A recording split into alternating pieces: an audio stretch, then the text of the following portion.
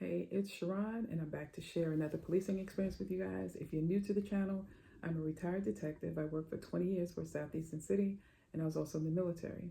I'm sharing my experiences along with my perspectives in hopes of helping others see it the way I saw it, or just help them maybe in something that I say and do. But I wanted to share this. I brought up last week about reforming the police and going through the SOPs with the officers out on the street, the ones that are actually working the area, and going over the SOPs and retooling, if you will, the SOPs to have accountability as the foundation.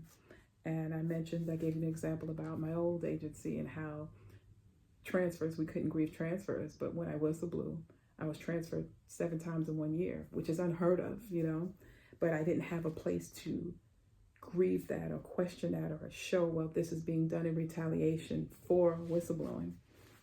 And so I wanted to share another aspect of that, that idea of blind loyalty, if you will, because I think that's why the transfer policy, one of the reasons it's created, as they say, because it was very vague in its definition about staffing, maintaining staffing levels, but it could be used as a threat. It could be used as retaliation.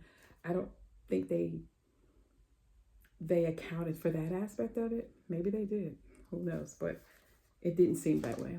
And so within rank and file, I noticed that the bad officers were the ones that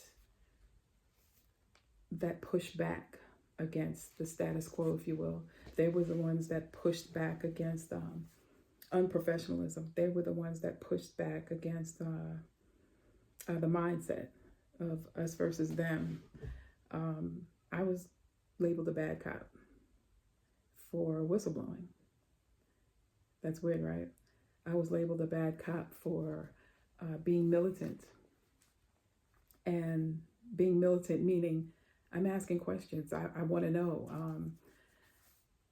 Not trying to be offensive, but if you can't tell me, I'm going to somebody above you that can tell me.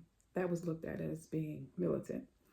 And so the bad cops within the rank and file, they're the ones that are going to, how should we say, help with the accountability piece of going through your SOPs, making sure accountability is the foundation. You want those bad officers on your councils. If you put together a group or a council that's going over the SOPs, you need those officers in there. You don't need the officers that are just going to go with the flow. I'm minding my business, you mind your business. You need the officers that push back. And every department has them. The ones that everybody complains about, oh, they always complaining about something. Or the ones that have the reputation of always filing papers, getting people in trouble for sexual harassment, as a lot of people would claim. You need those officers. And some of the other ones, but you need those officers mainly. I just want to put that out there. And we got to reform the police. And I'm just trying to add my little 2 cents and what I've observed and what I've experienced and see if that works. But I think it will work. So the accountability piece when it comes to the SOPs, I mentioned in my video, there are practices that are not policy and there are policies that are not practice. That was a saying in my department. And it's so true. But we can change that. We just got to get the right minds and the right ideas to sit down and hash it together. I do have a plan, so I'm giving you my plan in these videos. But we can get it done, all right?